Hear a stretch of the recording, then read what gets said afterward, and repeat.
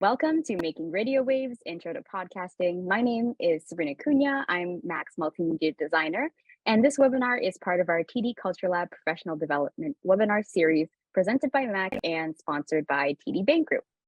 Mississauga Arts Council is dedicated to enabling the growth of the arts by creating opportunity and connection between artists and residents in Mississauga and beyond.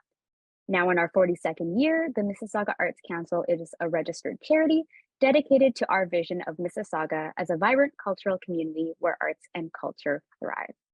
The Mississauga Arts Council acknowledges that the land on which we gather is part of the treaty and traditional territory of the Mississaugas of the Credit First Nation, the Haudenosaunee Confederacy, the Huron-Wendat and Wyandot nations. We are grateful to have the opportunity to work on this land and give our respect to these peoples and their ancestors, who have been inhabitants and caretakers of this land since time immemorial. We also recognize that Mississauga is now home to many global Indigenous peoples. All right, it is my pleasure to introduce tonight's presenter, Kevy O. Kevy is all about CBC as a Senior Communications Manager in the broadcaster's marketing sector. If he's not brainstorming viral TikToks or being a talent extra for TV, you can find him hosting his very own podcast called Side Quests with Kevy O. The podcast where open conversations about those spontaneous life detours happen. Welcome, Kevy. Thank you so much for being here, and I'm going to hand it over to you. Thank you so much, Sabrina, for that lovely introduction. And thank you again to Mississauga Arts Council for hosting, and of course, TD for sponsoring. I'm very appreciative for everybody joining and spending the next couple of hours with me. And hopefully I can get you started on your way to your podcast journey. Making Radio Waves Podcasting 101. Hopefully my main takeaway for this, for our webinar, is for you to feel motivated to start your own podcast show. So a little bit about myself. My name is Kevy O. My last name is Korean, so yes, I'm Korean. And yes, my aunt is Sandra O.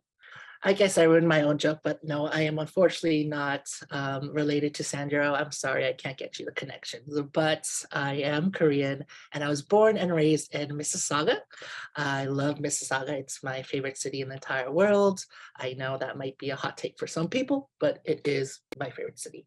I love all things media related. So again, I loved when Vine came out, and then when TikTok came out, I love jumping on social media platforms and trends. That's what I love to do. That's what I do to my day-to-day. As Sabrina mentioned, I work at CBC as a communications manager, so I get to do all things social for CBC. It's really fun. I am also an emerging writer, so I'm currently working on my own boba for 2 short film that I'm working on, as well as an actor. I did some background work, but hopefully I can take it more seriously this year and stop putting it off. And of course, I am a podcaster, all right? And hopefully you guys can get to see that very soon.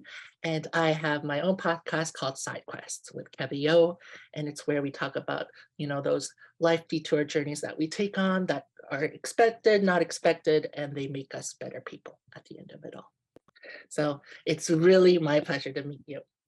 So now let's take some time to know who you guys are. So please answer the following questions. You could actually just type it up in your chat box. Don't hit enter just yet until I say go.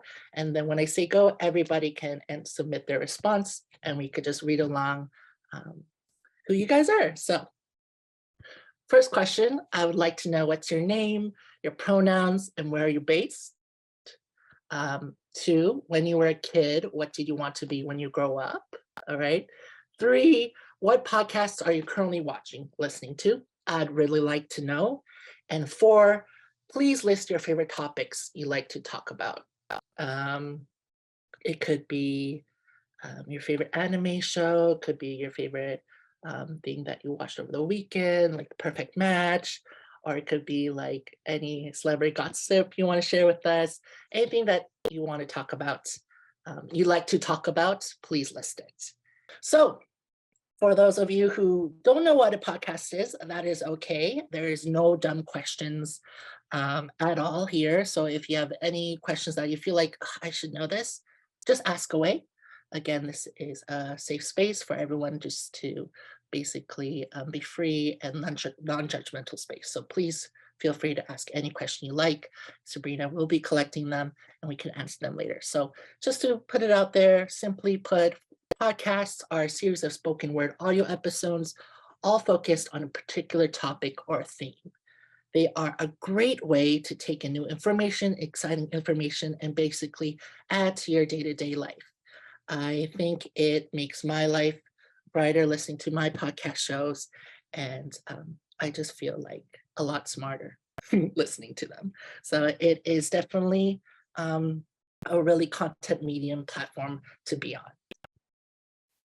So where do podcasts stand in 2023? Well, to be honest, you guys, before I started my own podcast, I literally thought it wasn't that big of an industry. But these two facts here kind of say the contrary. Number one, the number of podcast listeners is expected to reach over 464.7 million in 2023, up from 424.2 million in 2022. That's a lot of listeners, all right? So this industry is as hot as it is. As you can see here, there are only growing numbers of podcast listeners worldwide.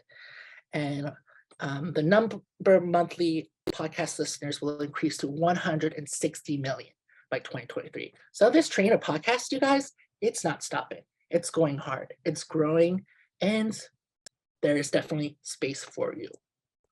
So I just wanted to quickly go over why I personally went into podcasting.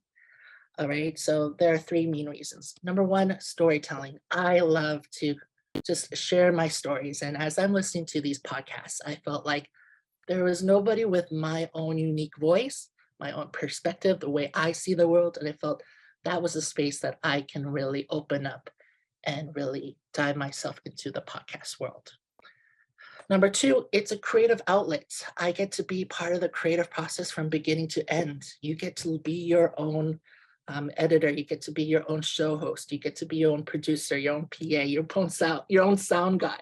You get to be all of these people, and you get to utilize those creative skills or learn those creative skills and have that under your portfolio. So that's my final reason why, is that I really wanted to have full ownership of a show that I created, that I produced, that I wrote the script for. I wanted to have full ownership of it and have it be part of my portfolio, especially if you are a media professional in the industry. It's really important to have fresh work. And this is something that I could keep up with and have it be part of my career portfolio. So these are the main three reasons why I get into podcasting. So I'm pretty sure when you are talking amongst your friends, hopefully they're supportive, but I'm sure you've come across with some people saying, but everyone and their dog seems to have a podcast. What could I offer? Well, number one, let's put that negative self-talk out the way. Of course, you can offer something great. You are your own unique person. You have your own unique way you see the world. You can definitely have a podcast. These are 4 reasons why you should create a podcast. Number one, audiences are hungry for more unique, authentic content. It's no surprise that it is become one of the most popular content medium, beating out TV shows and films by miles ahead. Podcasts are where the listeners are. 2, you are allowed to take up space. Please put that imposter syndrome at the door. You are very unique. You can contribute something to the society. Why not do it through a podcast show where you could have full ownership of?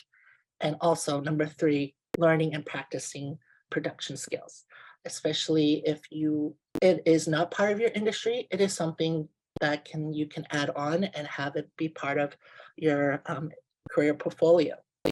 And 4, so if you're a numbers person, if you're like imposter syndrome, I don't believe in that. But if you're a numbers person, here's a logical reason. There are over 3 million podcasts. Among them, only over 300,000 are the last active podcasts in 2023. So think about that. Yes, maybe everyone and their dog has a podcast show, But are they active? Are they consistent? Are they growing? Even if you're growing one listener per week, that's still more than a podcast that's been totally stopped in production. So I hope that kind of resets your mind into thinking, maybe I can actually create a podcast, and an engaging one as well. Simply, the desire to have a podcast show is more reason enough. So let's get started on how to create our own show. Let's go. So number one, the planning stage. I think this is one of the stages that can seem a little bit daunting, a little bit overwhelming, hence why I put it in 3 levels for you so that it can be very doable. First, we want to figure out our what and our why. Probably the most important questions. Then we want to get into who is the audience. It's all right if you have no existing audience. 99% of podcasts starts with no audience at all. But as you can see, there are so many listeners out there. We just have to establish who our show is for. And number 3, we're just going to have the name game. 3 methods to name your podcast. All right. So figuring out our what and why. What is it you want to talk about on your podcast? Is your podcast, you got to think about, I think podcasts, are lined up in 2 different spaces. There's a business component and there's a creative output component.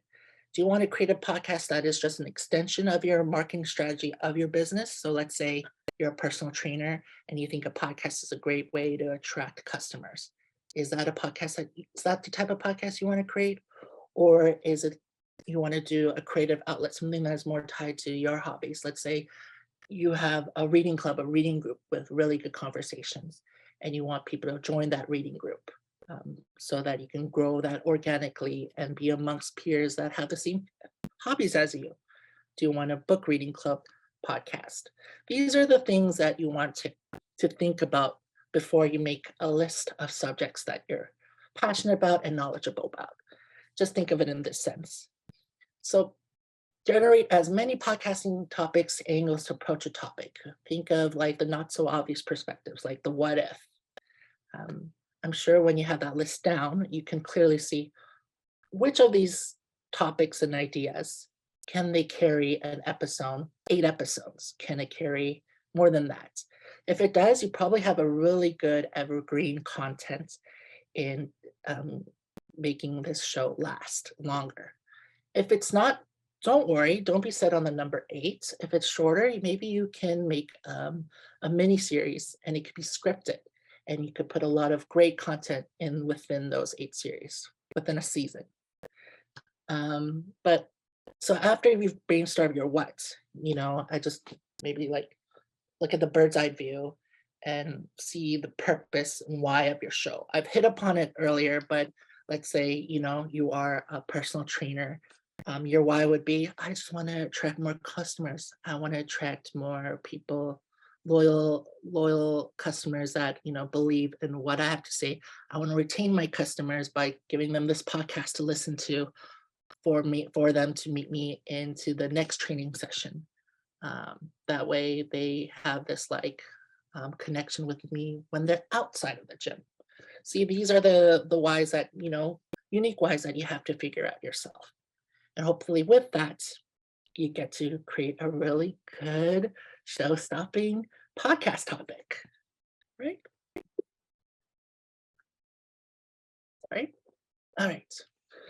So just a quick planning tip. I wish this is something that I've done before I just dived into creating a show, is to actually search what is currently out there. What shows are currently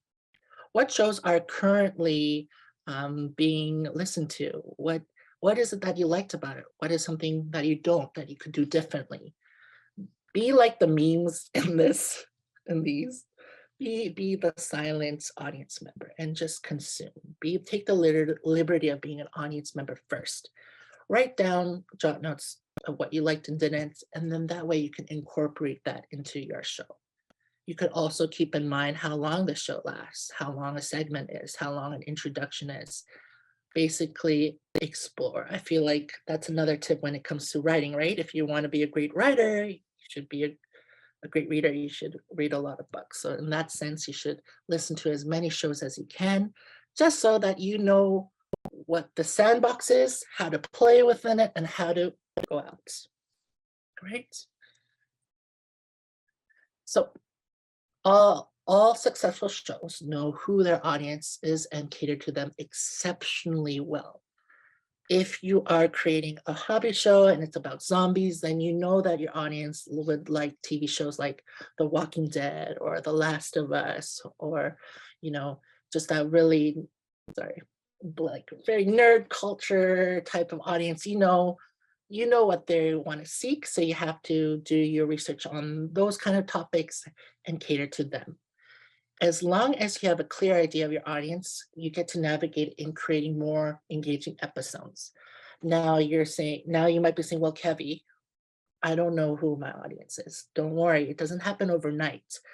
But if you simply just start with a general idea of what you want to convey in your shows, let's say it's true crime or paranormal, then you will naturally be in an audience, and hopefully that audience will give you feedback over time.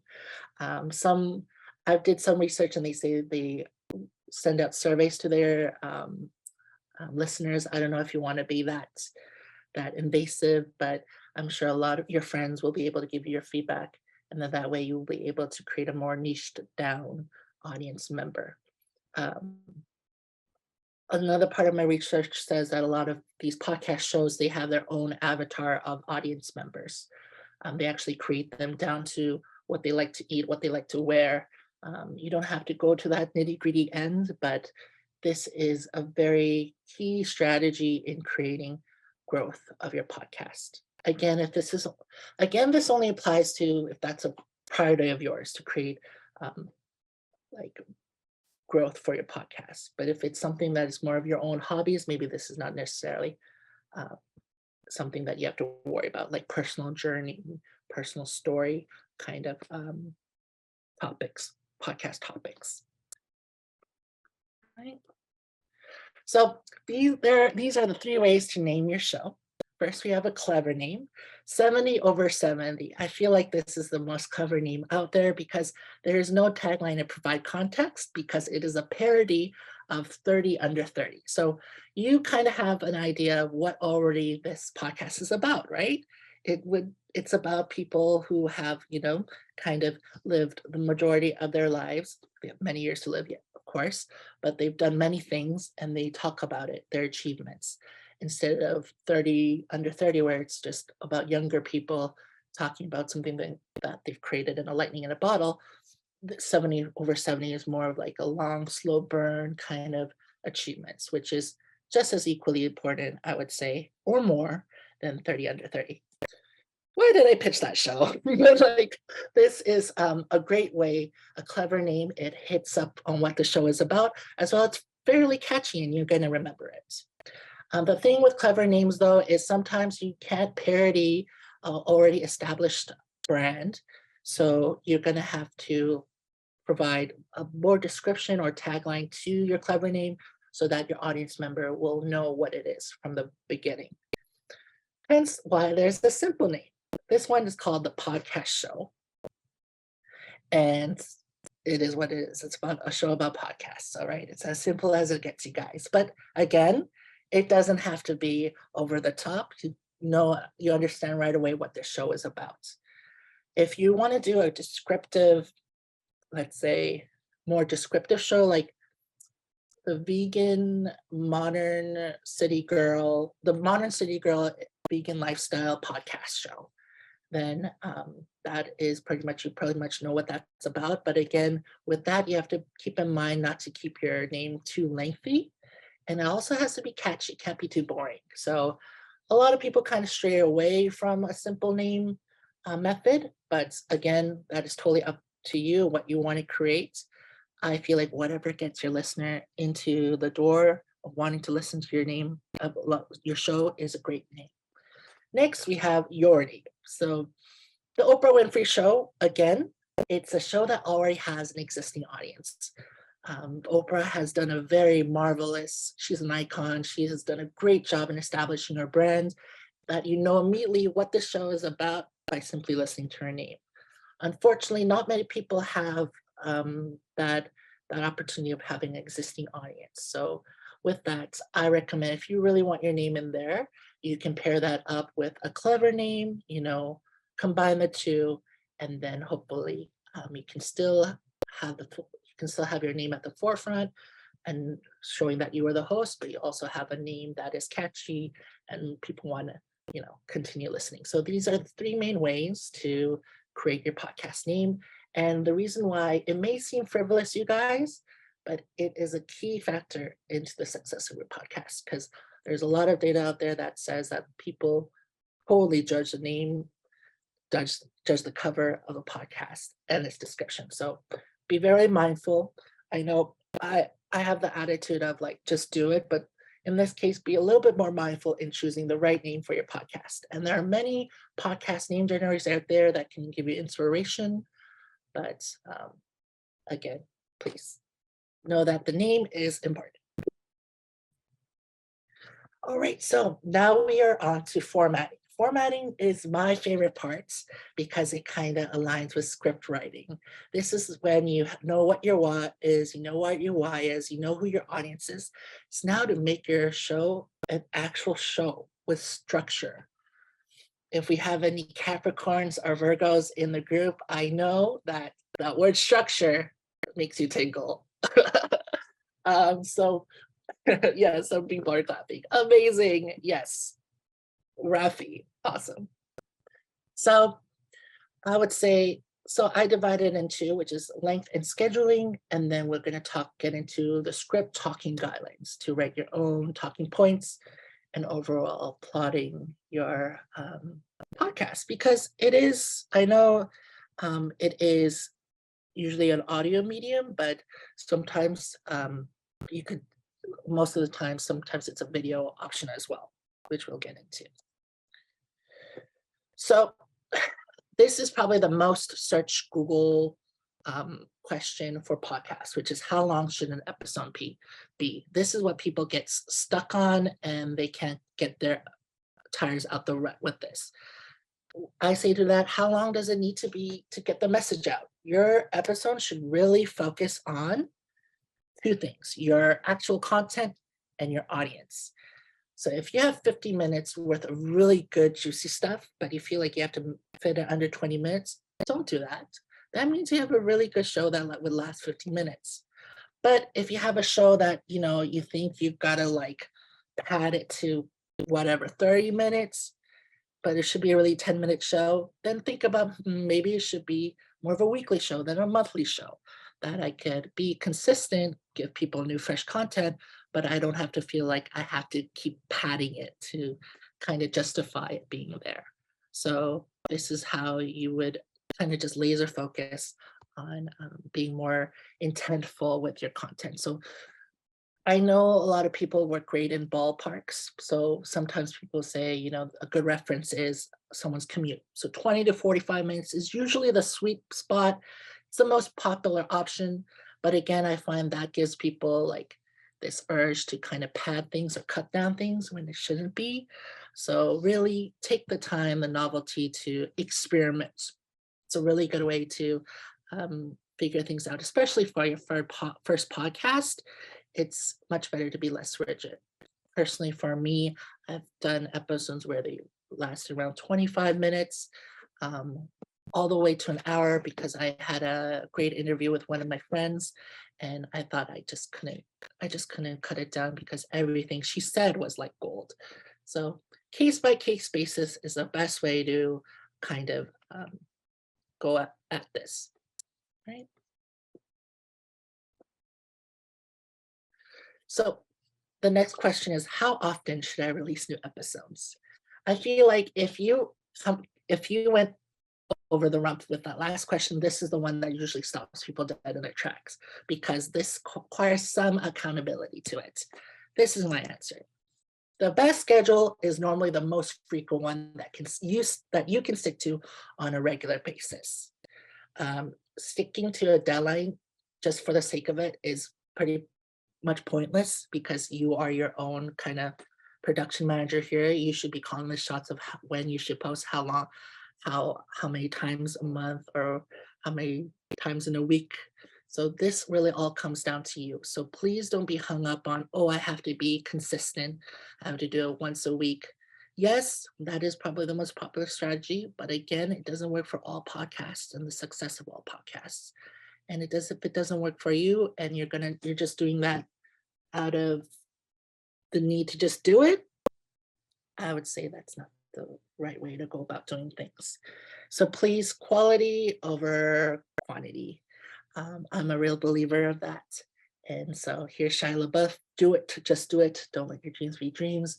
Don't let these two really hard questions stop you dead in your process. Please do that. And as you can see, research says Wednesdays, Tuesdays, and Thursdays are the best days for that, for posting. So if you need a little push, maybe those are the days to actually post on. But again, don't feel like you need to do it. Take your time, invest in your podcast episode. All right, so we reached up to our first Q&A pit stop. All right. We have 2 questions. Okay, awesome. Sorry. There's Yeah. a question from Elizabeth. As Yeah. most of my friends are students or working consistently, it's often hard to pin down a co-host to talk for a podcast. And I've been instead considering a solo venture. Do you have any content advice for a solo podcast and what approach could be successful? Yes, awesome. Thank you so much, Elizabeth, for the awesome question. Definitely. I was actually in the same predicament before I started my podcast. I spent quite a few times trying to see if anyone wanted to do one with me. But again, schedules don't align, and that's totally okay. My podcast is mainly solo venture. I feel like whatever your topic may be, it's always great to structure, which we'll talk about, is to structure out your podcast so you have a good roadmap of what to talk about next and have it be a very cohesive episode. So you won't be flailing away. What do I talk about next? It's all in your preparation, and that's totally doable. So I would say that is the best way to approach it, is to have a good podcast guideline for you to follow, record. And then another element you can add is, if you want to spice things up a bit, is to interview someone.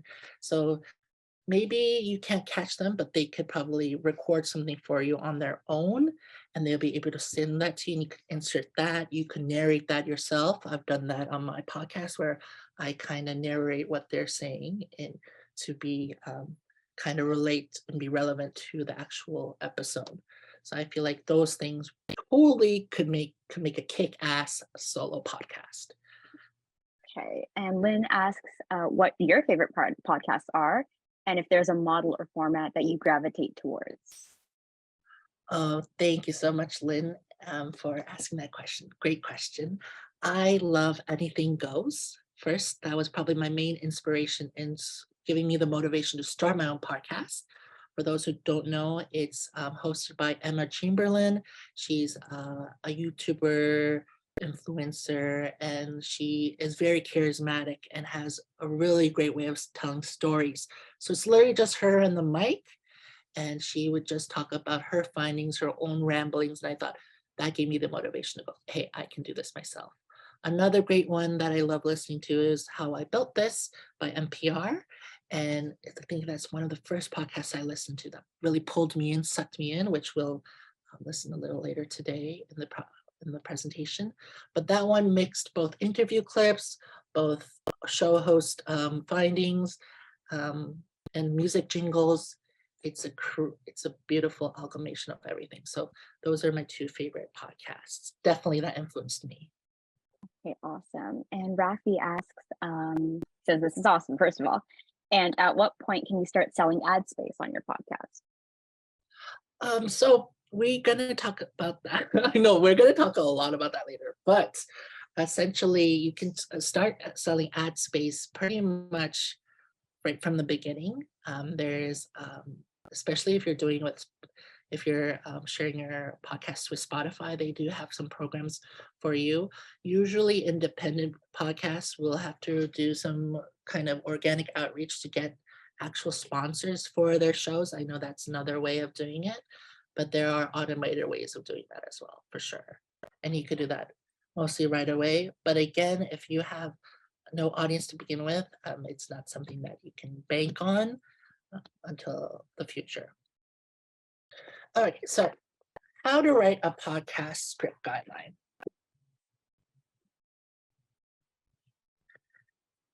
All right. Sorry, I'm just checking the time. Okay, so there are two ways to go about, I think I've hinted it before in the Q&A session, but it's you want to either have it scripted or ad-libbed. What are the elements of your show will make the listening experience feel consistent for your listeners from episode to episode? Do you want to start off with an ad-lib interview and then get into the scripted part and provide more context of what that interview was, and then dive a little deeper into the show's topic or episode's topic? Or is it going to be fully ad-libbed, very spontaneous conversations? This will be heavily relied on the personality of the show hosts. But again, these shows tend to do very well and are probably in the top 10 of most listened podcasts, like Call Your Daddy. And I know some people don't like this man, but like the Joe Rogan Experience, I heard is like number 1 or 2 listen podcast. So as you see, scripted is more like NPR, How I Built This. It's a very polished and professional sounding podcast. It's similar what you hear to a daily newscast or documentary. The script is written very well, and it's very cohesive. So you're not going to feel like you're going on a tangent. It's pretty much steel-clad tight and very polished. Ad-lib, again, as I mentioned before, one of my favorites is Anything Goes by Emma Chamberlain, and she really relies on her her own personality, her own views on the world, and it really becomes a very engaging piece of content. So I'm just gonna give you guys a snippet of each, just so you can see the different vibes you can do. So let's go with How I Built This true story of Instagram. It was nothing more exhilarating than seeing all those people stream in, and nothing more crushing than then seeing, people posting on Twitter or on their blogs and saying like, oh, another startup that doesn't know how to scale, like, oh, like so clowny. We were both, at that point, like running on zero sync for 2 days, devastated. And I was like, this is it. We built this great thing and we totally messed it up.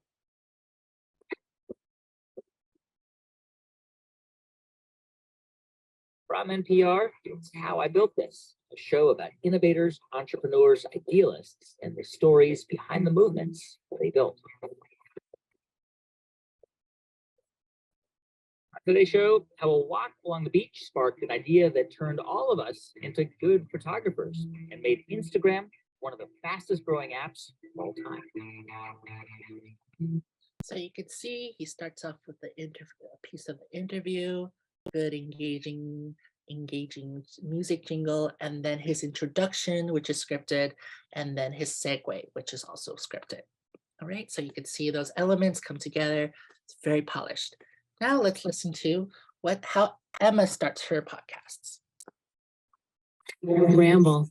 Hello. Happy 2023. Here we go again, Here we go again. I still feel like it's 2020. Every time I have to write down the date, I accidentally write down 2020. I've been doing that for the past 3 years. It just still feels like 2020 to me. So happy 2023, but also happy 3rd year of 2020. Do you know what I mean? I don't know, whatever. So as you can see, it's a totally different vibe, very casual, freestyle. You can kind of sense that it's very genuine, authentic. Not saying that NPR wasn't, but they're really riding on just the personality of Emma.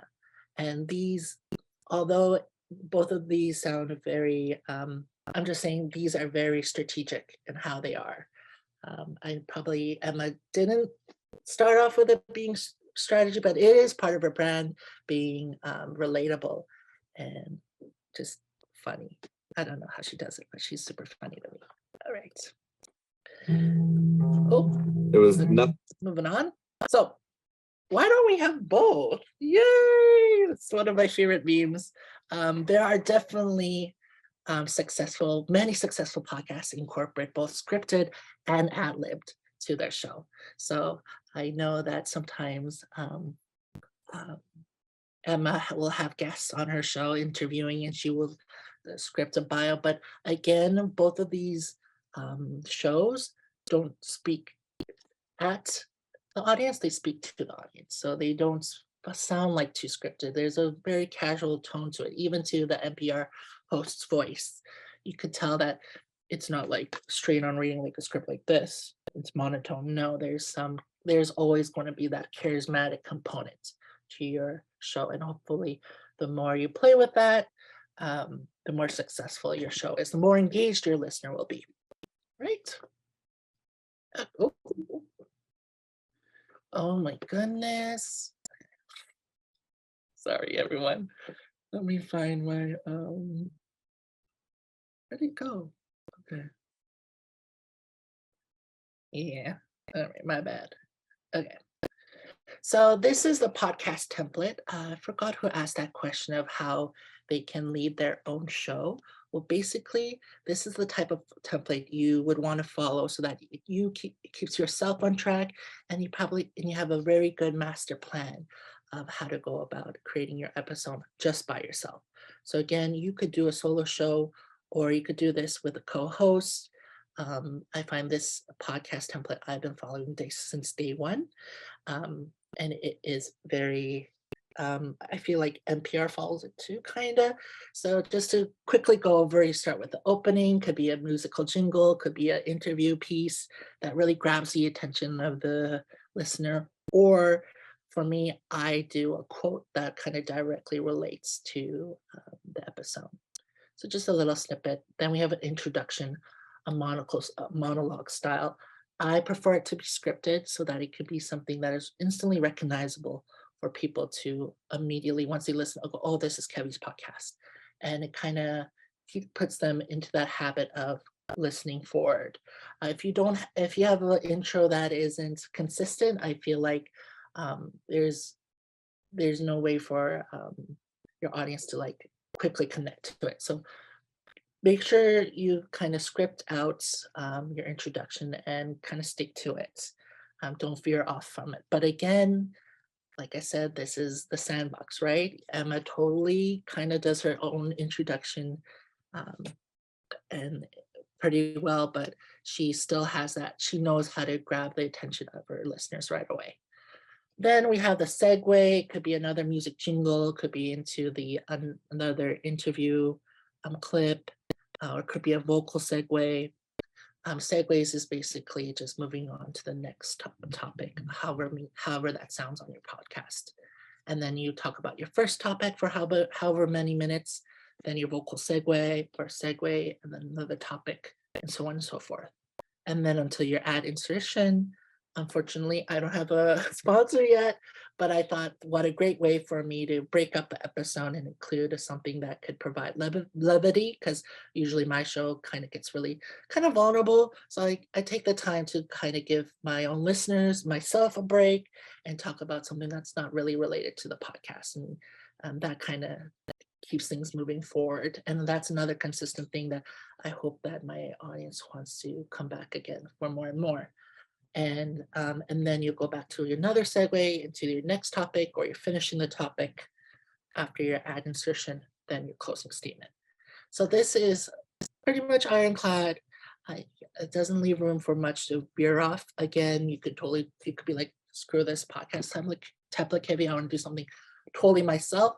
But if you need a little more structure, I would say this is the best way to go about doing it.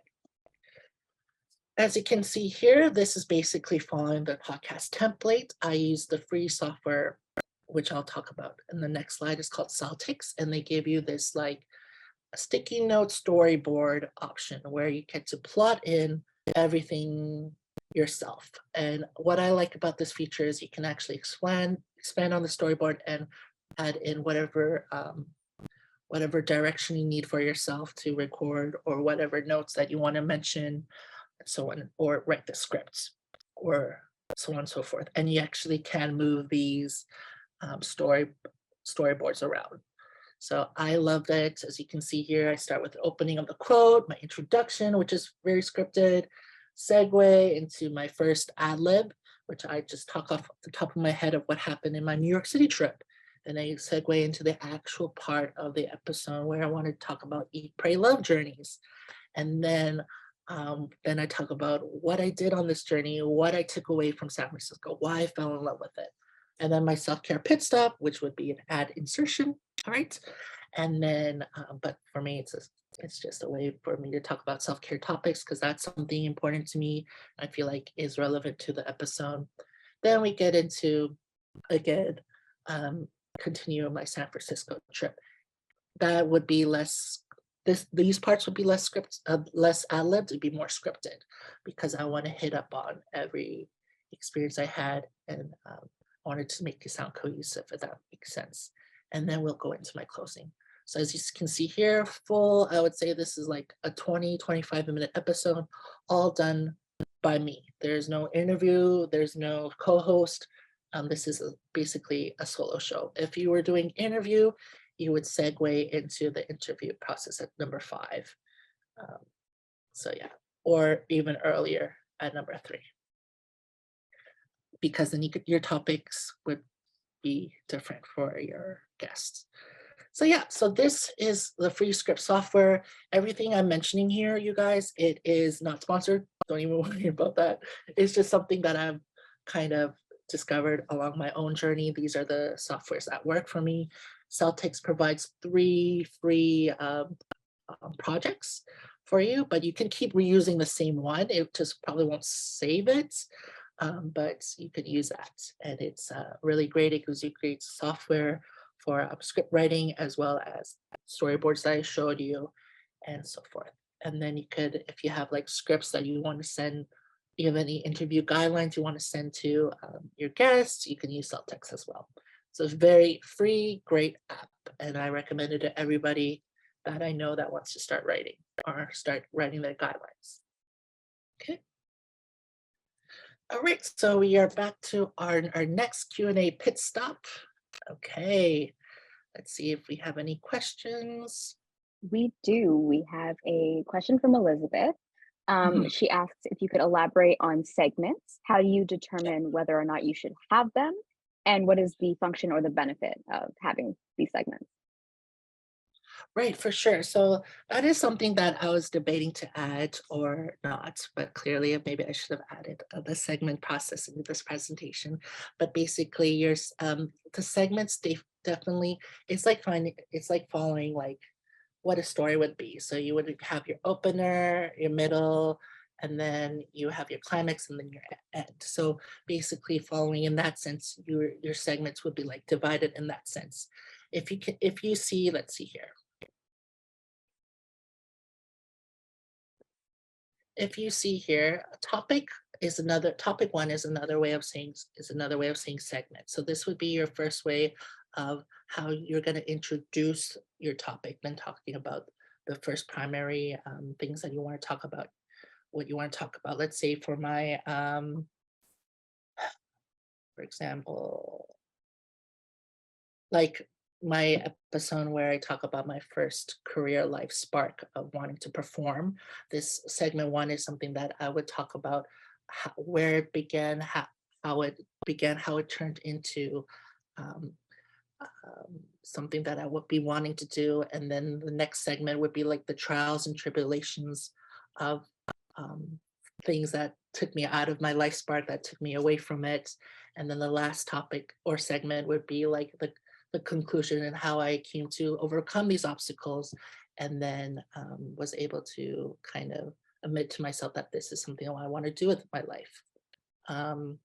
So yeah, I'm sorry if I went off a tangent here, but it's hard to determine what segment is important for you, especially if we don't really know the topic. But I would say if you did follow this podcast template and see the topics as segments, then that would be probably the easiest way to get started on hashing out your episode. Yes, and then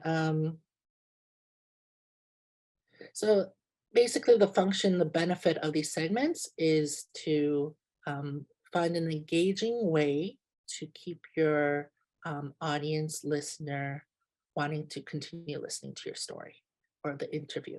As you can see in the NPR example, immediately they start off with a really good quote from the interview, and that really gets you in. So that could be the opening segment.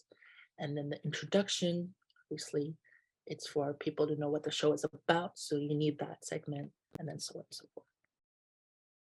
Okay, this is probably one of the best parts that people wanted to come here for is what recording equipment do I need? This question here is one of the things that I really like. I think I bother so many people, my friends who kind of have podcasts. I'm like, what do you use? What do you use? What do you use? I write it down and then I forget about it later.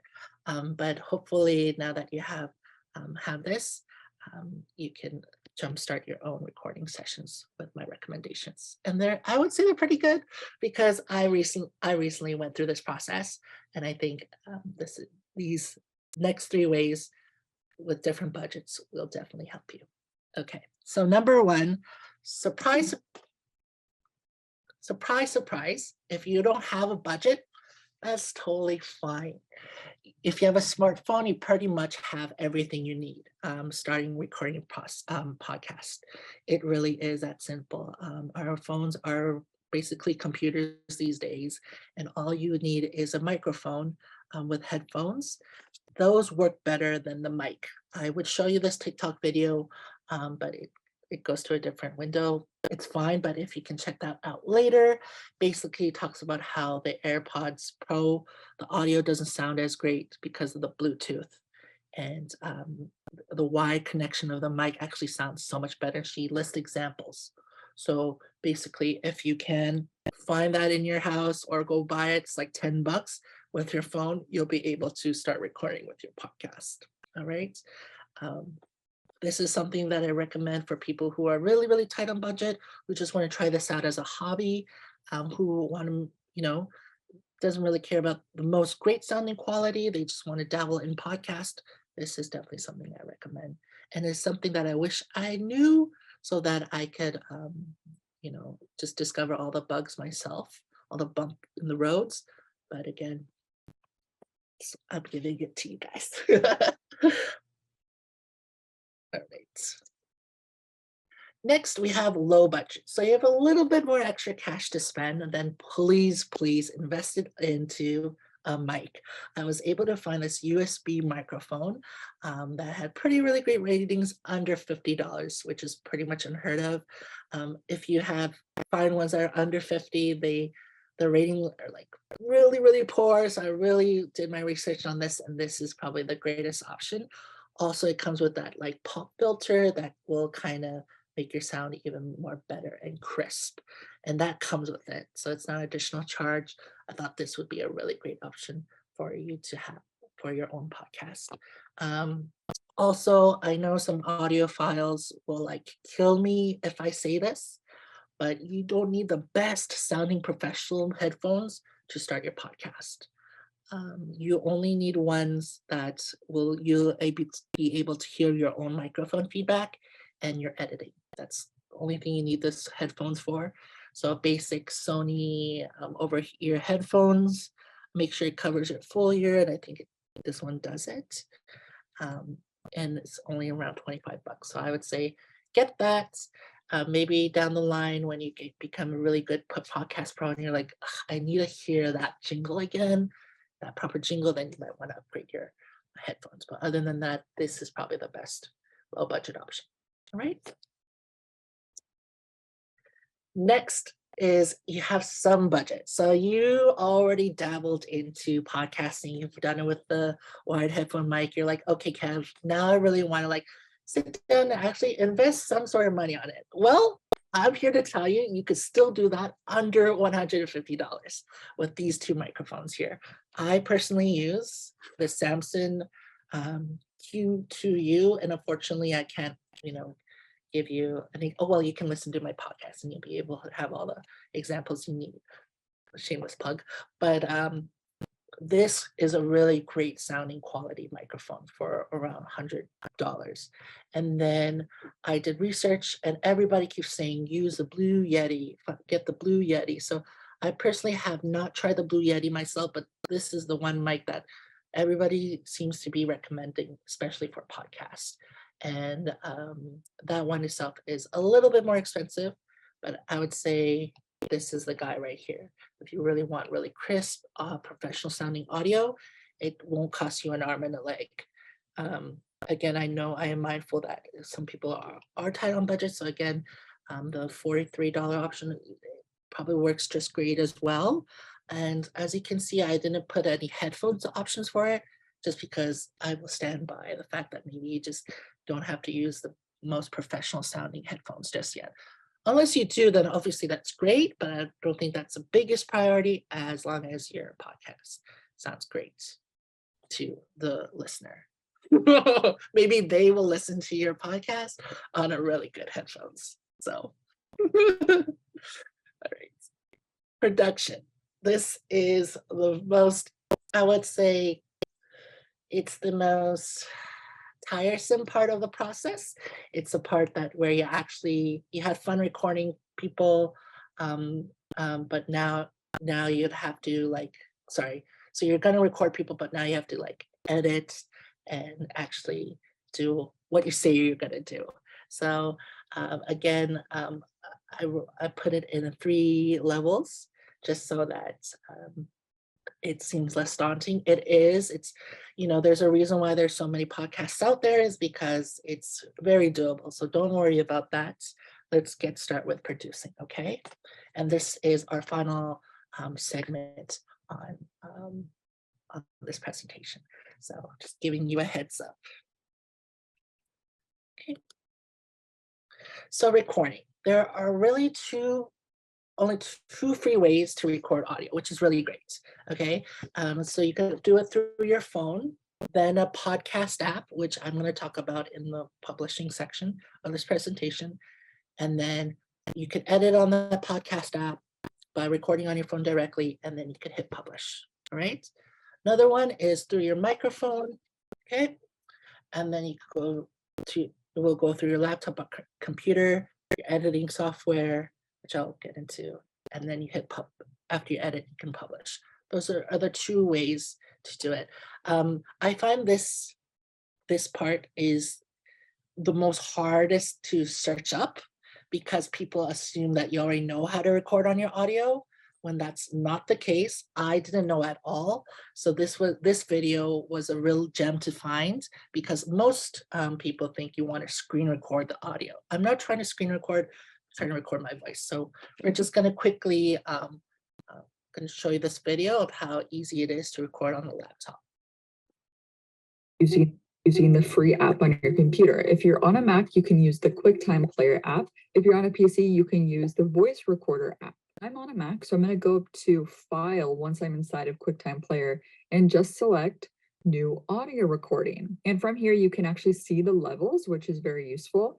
And from the drop down here, you can select which microphone you want to use. And then you would just tap record and you would start recording. And then it will save as its own file. You can then import and use in Premiere. Yes, so it's as simple as that, you guys. It's very accessible, especially if you have a laptop or a computer. I would like to mention though, please make sure you choose the right microphone because one time I recorded a tired episode and it was catching the audio from my laptop and not my microphone. Okay, so please don't do what I do. Make sure you are very thorough with that, as well as making sure it captures the most highest quality. You will see there it had maximum quality.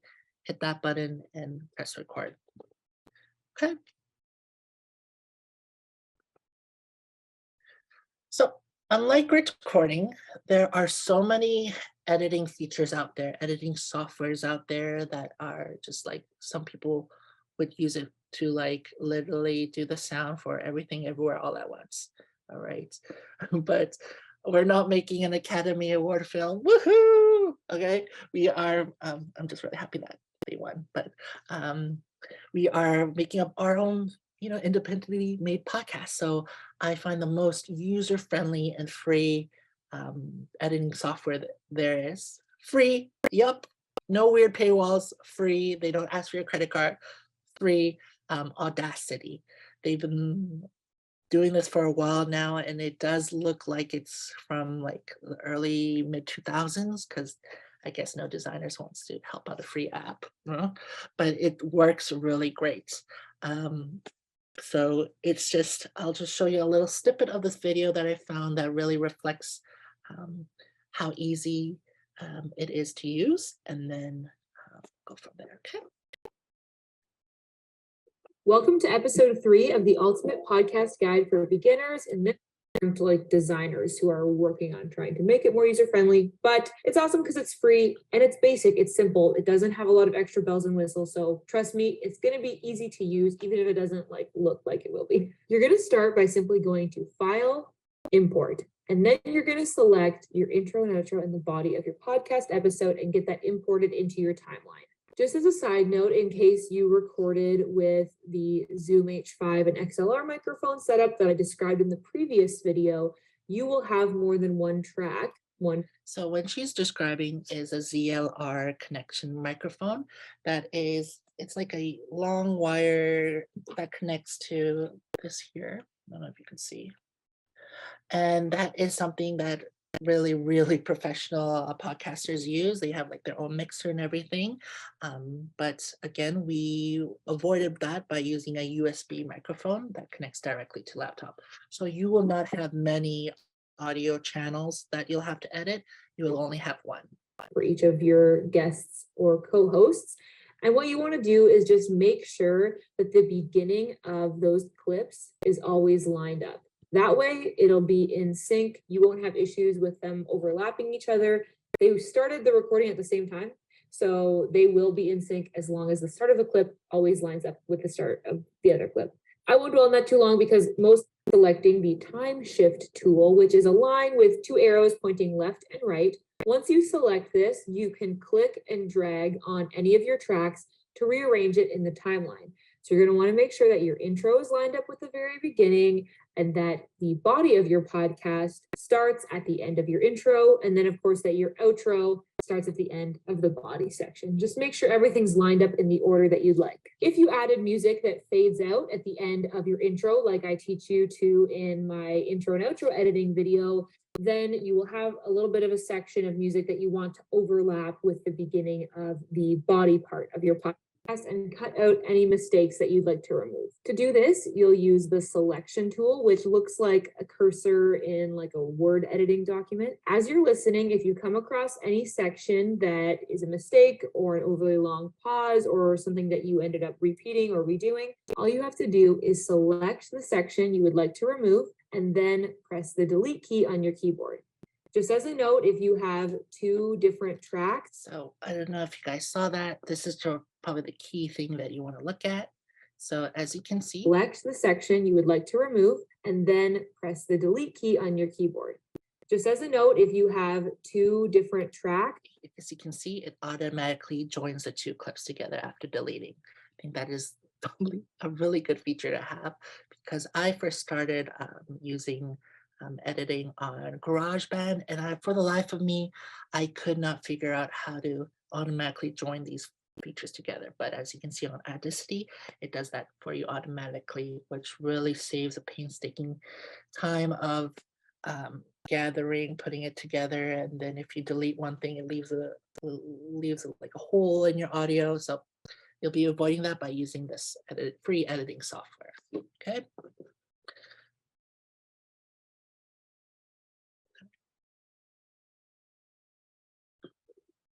Well, all right. So this is what I like to give you is the basic editing method. It consists of 5 steps. All right. So step 1 is you want to record your vocals all the way through. Don't stop for mistakes. Don't press pause and hit record again. You're trying to minimize your amount of recordings. So please just keep it once. I know it's like you just want to go, oh, I want to restart again. Just don't worry about it. You can fix that in post. and you could just keep on you'll edit it later, just keep on recording.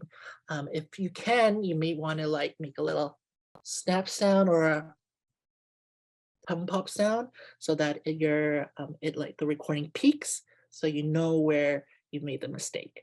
That's something that I recently learned and helped me so that I don't have to constantly search where I've made the mistake. You'll see the peak. So if you want, you can record your mistakes with a simple clap or tongue pop, if you could tongue pop, and now you'll be able to track your mistakes. Step 2, you want to either bring your vocals into the software, or Audacity has an option of you actually recording on the software. I just find that kind of distracting because you see the bar of just like recording all your audio. So I like just looking away, or like again, like recording at QuickTime, and you just want to top and tail it. So this means just chopping off the signs at the start and the beginning, all right, so that you could actually get into the editing the actual clip, right? Then step 3, this is not mandatory, it's just to make you sound a little bit better, it's a bit more leveled, is to amplify the audio to -2 decibels. She talks about it in her video, so don't you worry if you don't understand. She shows you how to exactly do it, but most people just do this to just make everything not sound like up and down crazy, okay? And then step 4, please give a listen through, and then again, split the clips to flag any mistakes, edit them out during the process. And then step 5, you want to give one more good listen through. I know sometimes it's a bit, inconvenient because sometimes it's a long episode, 20, 45 minutes, but if you could just listen through and just like really maybe jot down the time codes of what you don't like about it so you could change it later. That way you can avoid any like 1-minute pauses in your episode. I've done that before. I've caught that, but like you don't want a 1-minute whole of your episode. That's totally gonna take your audience click out, and they're not gonna come back again. Okay, they will maybe come back, but just this is a very important step. And then you hit export, and then you get to publish it. All right. So this is now the interview portion of the presentation. It's how do you make sure you host a great podcast interview? My answer, by preparing in advance. All right. So I've created an interview checklist, prep checklist, that just encapsulates the entire experience of making a great interview process with your guest. Number 1 being you have to choose an interesting guest. All right. I know everyone thinks their best friend is interesting, which they probably are, but like if they are not very comfortable being like on the camera or or like on the microphone, that is a hurdle that maybe you want to avoid. Again, you want to make them feel comfortable, but if they are not, if there's no real spark for them to wanting to do an interview, maybe it's best to choose someone else. When they do come around being comfortable, of course you can interview them, but you want to talk to people who are the ones that love talking, okay? We want to get those interviewees. Do your background research on your guest. I don't know if you guys saw that during the Grammy, during the Oscars, Ashley Grant was her name Ashley Grant? She was interviewing Hugh Grant, and then Hugh Grant was not interested in the interview because the questions weren't great. But again, I think he was being a bit of a meanie. But you want to really prepare your background research for your questions on the person you're interviewing, so you don't have any like awkward like, no, I didn't make that. No, that wasn't my music track. No, I was born in 2001, not 1992. What are you talking about? So you want to avoid those awkward instances. The best way is to do your research. Okay. Then you want to kind of like write the guest bio for them. I love taking the liberty of doing that just to really like give my interviewer guests their flowers. I really want to like highlight them. It's also a way for them to be like, whoa, like, yeah, I did all those things, and get them excited to talk about those things. So really take the liberty in writing your guest bio, all right? Of course, you want to prepare your questions in advance, and if you can, maybe you can give the questions to your guest. especially if they need a little bit more hand holding in the process, that's totally fine. It's totally that's totally normal to have some nerves around an interview, as long as you can calm those nerves with giving them questions before. That way they can also provide you better answers, all right? And yes, minimize any distractions that you have, mute your phone. You don't want your phone going off. And if you live with a grandma, you want to like tell her like maybe volume down on the Korean drama series. Not speaking by experience, just kidding, yeah. That'd be awesome. So, and another good thing is you want to be, flexible and choose a good interview time slot for your interviewee. Keep in mind, even if it's after work, you want to be mindful of their time. That etiquette, you want to have the interview etiquette. So if you agree to an hour and a half, don't try to pad it to 2 hours. All right, you keep it to the time that you promised your interviewee, because they are doing you a favor. And yes. So again, I've already hit up on these subjects, but again, please do make your guests feel comfortable. I like providing as much information I can, as transparently as I can, from the first outreach email. So I would include what the show is about, why I think they're a great fit, things that I know about them that I want to highlight in the episode. That all goes in the first email. I don't like to play like tag with emails that much. I love to give all the context I can give to my guests so that they can decide whether they want to be it or not. It's hard to ask, not to ask simple yes or no questions. That's going to come with practice. Don't worry if you do. If they go no, then you can move on to the next question. You can edit that out. No worries. But, try to focus on questions that they can expand on. All right. I'm still working on this next do is to ask one question at a time. I get really curious real fast. So while I'm asking a question, I would probably think of another question I want to ask them. That's even better.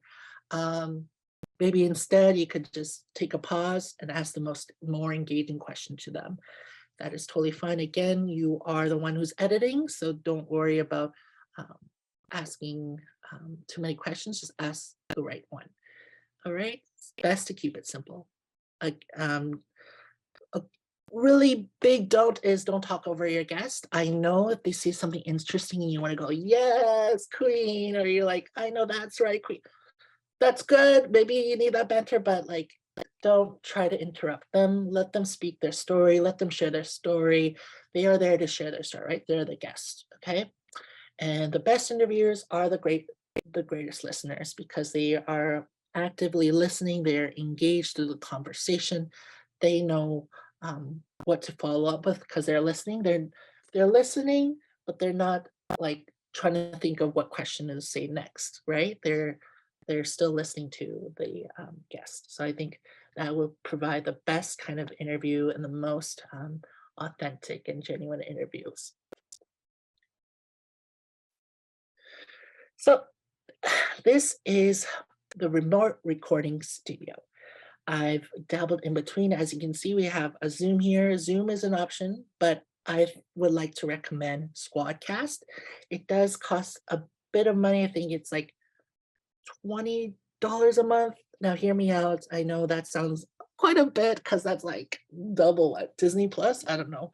But I feel like you get to have your own recording room sessions. You get to have progressive uploads, which basically means you capture all the audios of different people, just their audio, your audio, and then the master audio, which is really cool.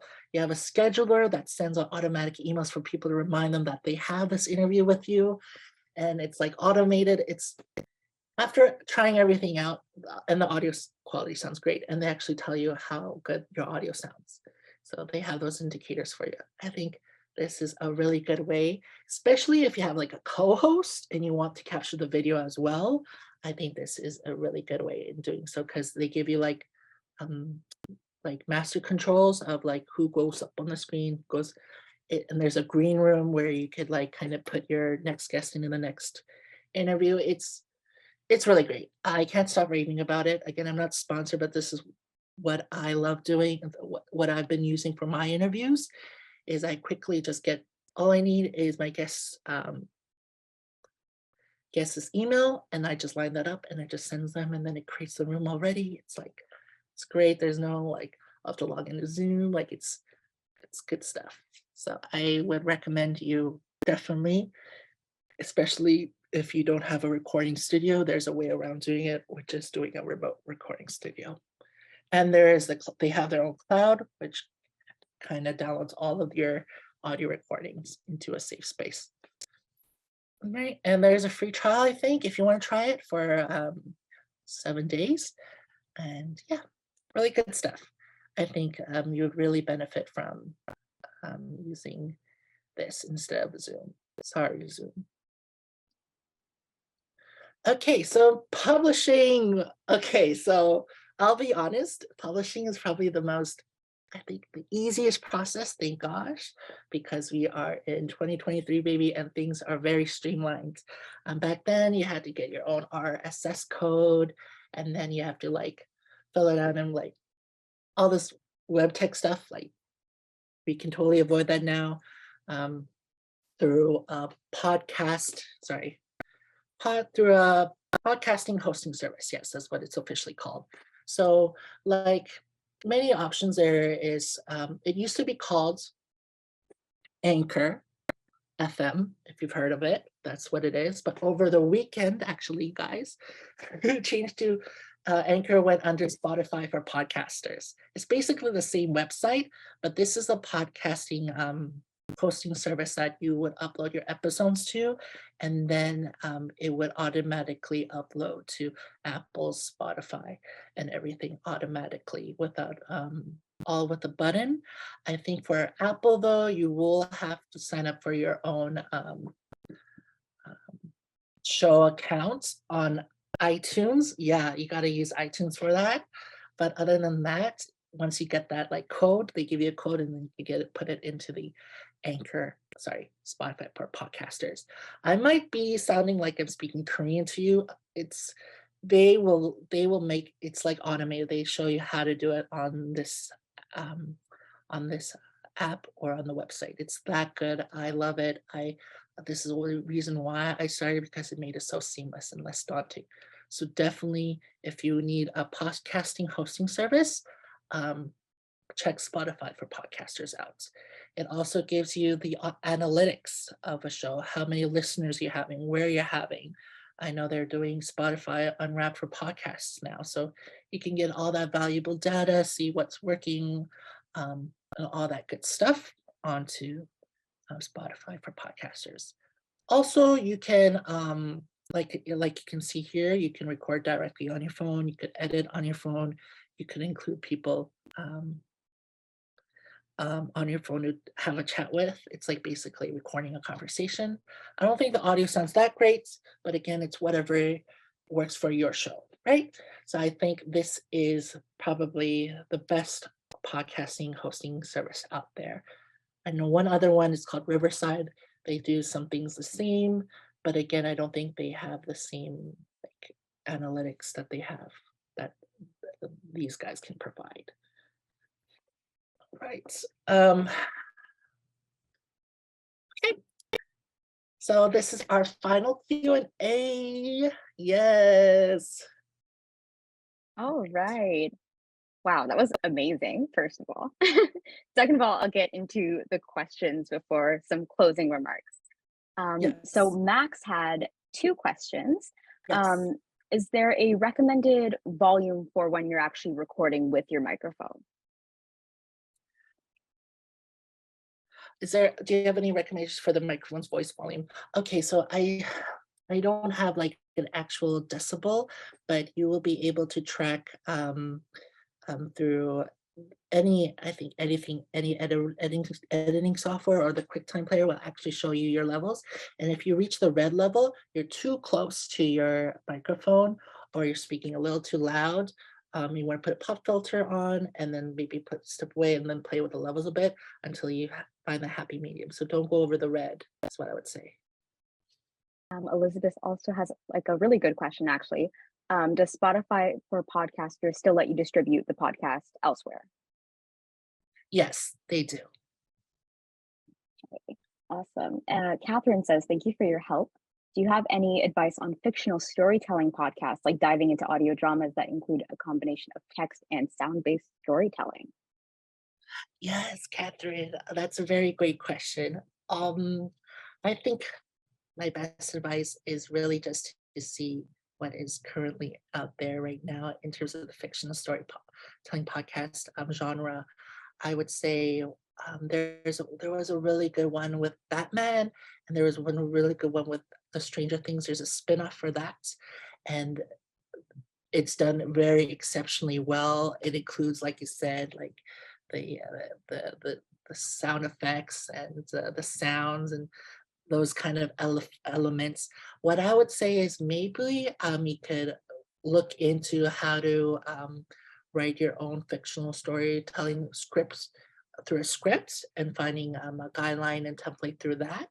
And then when you have that printed, you could kind of like um, edit your, when you print your script, you can actually write down where you want to add in your um, sound effects or your like a music jingle where you want to add suspenseful music. You could like add that onto your script manually and then record it like that and edit like that.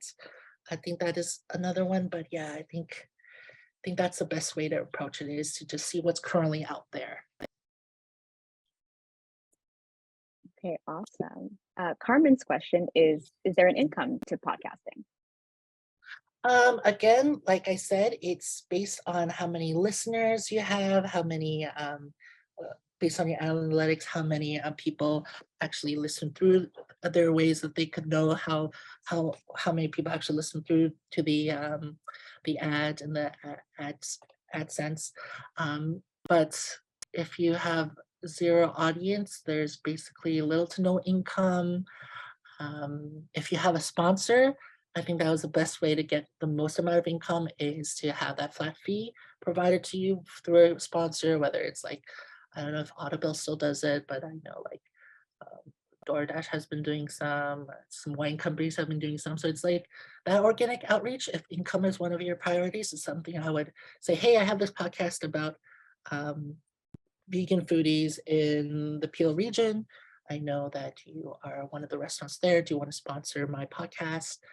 And I'll be able to like promote your business. I think that's the one way of getting actual real good income instead of like cents. Okay, and Elizabeth, I think she wants a little bit more detail. Do you just sort of email a potential sponsor and ask to advertise for them on your podcast in exchange for the sponsorship? Or is there like more specific, I guess, of the arrangement of it? Yes. So honestly, how I would target that is creating an outreach template email. There's so many influencer outreach emails. There's some for influencer use, you're not outreaching to influencer. There are many outreach emails to companies that you could use, templates out there, basically kind of going over what you can provide to the company, how many, like, let's see how many audience members you have, how many listens that you have, and then trying to negotiate like maybe a flat fee for the sponsor. I know some people are like, hey, like if you can provide me, $50 to $100 a month, then I would be able to give you a shout out, a simple shout out on my podcast, is whatever works.